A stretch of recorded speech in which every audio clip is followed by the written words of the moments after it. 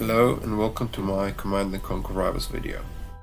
Today we'll be discussing the problems with tech units and how to fix them.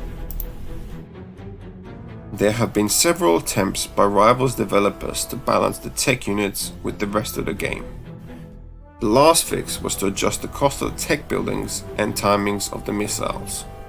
While that has made tech units easier to bring out, it never solved the other problems with tech units. I believe currently there are still two problems with tech.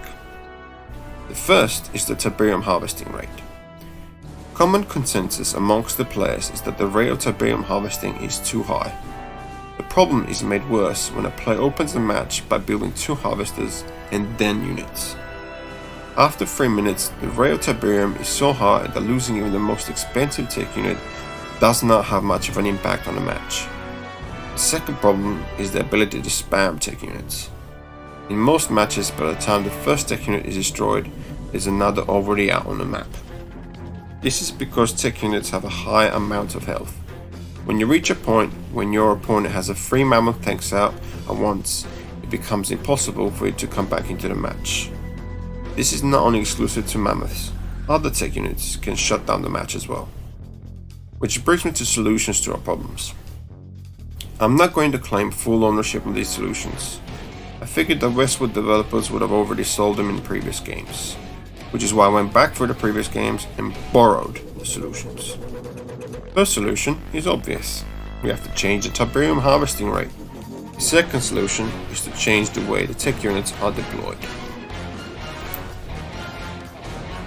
I believe we cannot just change the rate at which harvesters collect Tiberium. There also needs to be a change in gameplay.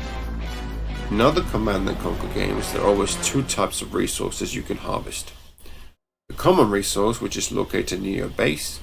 The rare resource, which is more central on the map, has to be fought over. The rare resource gives you much better income than the common. When it comes to Tiberium, the green is the common and blue is the rare. This is why, to fully fix the problems with tech in Rivals, we need to have blue Tiberium introduced in all the maps. With blue Tiberium on the map, the rate at which the Tiberium is harvested will be set to the Tiberium type and not the length of the match. The green Tiberium will have a set harvesting rate that is faster than the current match starting rate. This will help get players into the fights with the non-scouting units much quicker.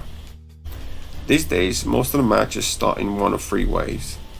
First is the militants or riflemen face-off. Second is the missiles or lasers versus dogs or wheels.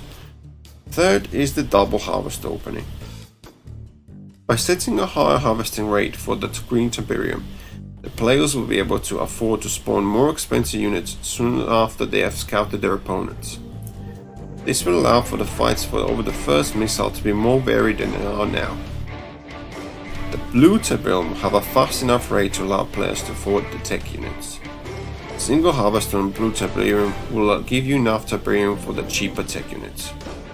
Running two harvesters with one of the harvesters on blue Tiberium will allow players to afford uber tech units like an avatar. The difference with the new system is that the player who wants to use expensive tech units will have to fight for the control of the map. The blue Tiberium will be located more centrally in the map, close to one of the launch pads, which will allow players to charge the missile and fight over the blue Tiberium. To deploy a tech unit in a match, it will take more than 2 harvesters and 20 seconds delay on firing the first missile. This should make matches more competitive and give both players a fair risk and reward ratio for their chosen decks. Now that we have fixed getting tech units into the match, we need to look at what happens to the tech once it's out.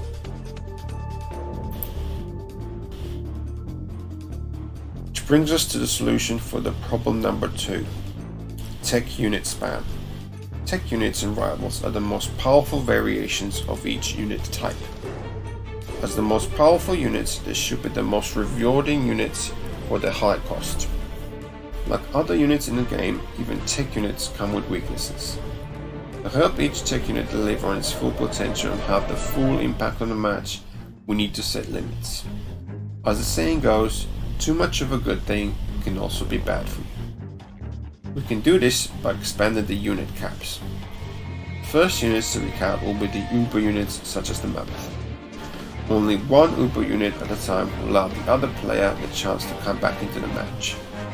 We can also expand the unit capping to each building. This will help fix other situations where other units are overwhelming the maps and removing the opportunity for other players to recover. For the tech buildings, we will set the maximum unit to amount to 2. This cap will be independent to the Uber unit cap. Air towers will have a unit limit of 3. This will prevent the spam of air units such as laser drones and venoms. By limiting air units to 3, this will mean the air units will need support from ground units to dominate the maps. War factors will be limited to 4. This should make fortress decks diversify to help with the defenses. Lastly are the barracks and the hand of Nod. This will be set to 5. As these units are meant to be the cheapest and the weakest, they will remain available in the highest number. By limiting each unit type, we will be able to guide new players into creating diverse decks that will have a high chance of success, helping more players learn how to play rivals and reach top leagues. Extended unit caps and the introduction of the Blue Tiberium may just give us a toxic-free rivals. Thank you very much for watching. That will be all for this video. I should be releasing more videos soon with other content for rivals. Take care and good luck. See you soon.